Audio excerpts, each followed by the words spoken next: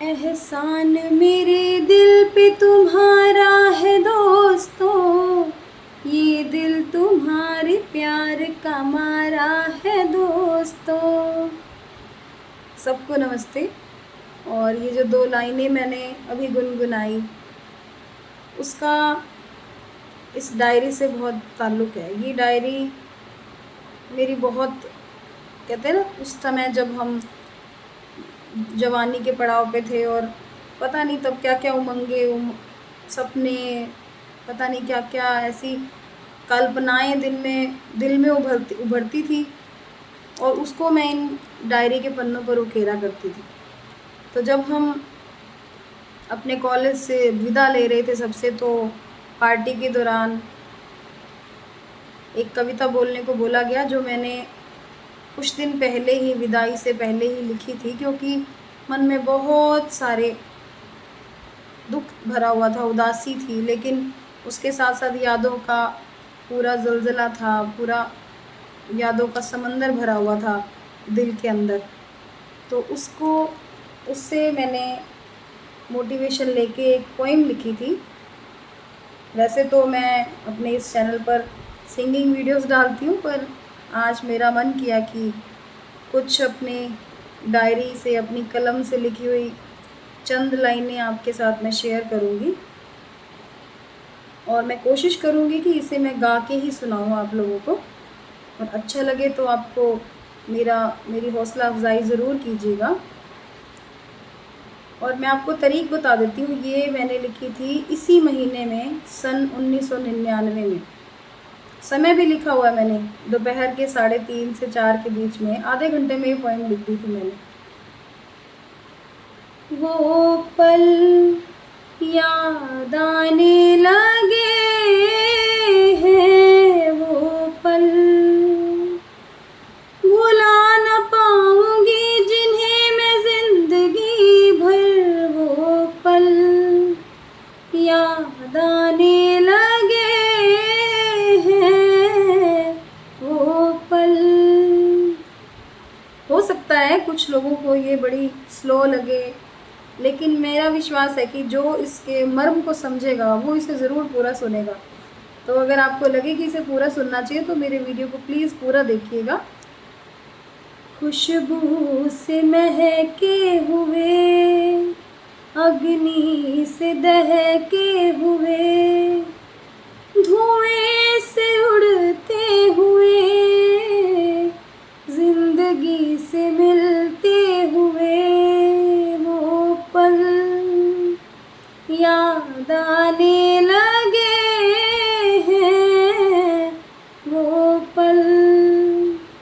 हंसते हंसाते हुए, रोते रुलाते हुए, छूते ही सहमे हुए, यादों में पलते हुए, वो पल याद आने लगे हैं।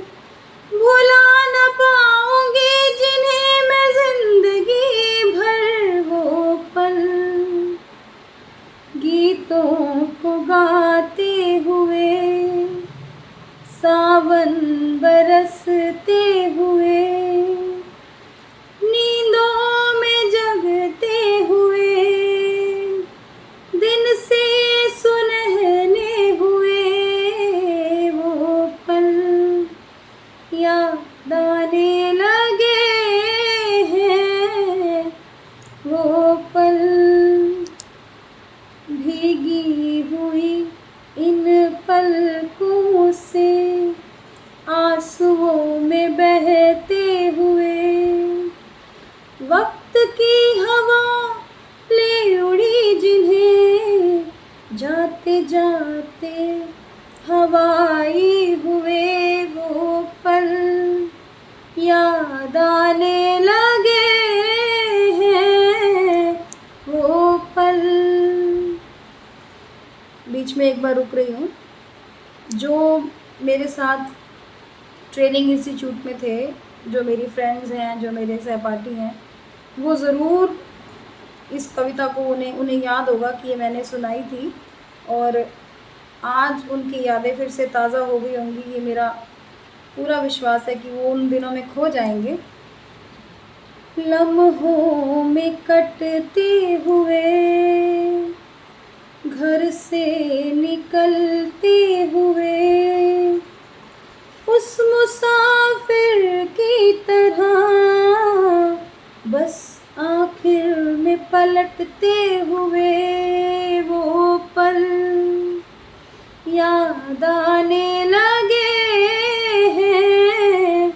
वो पल सूनी सब राहें हो जाएंगी जब ये हमारे लिए आने वाले फिर से आएंगे, राहें सजाते हुए वो पल याद आने लगे हैं।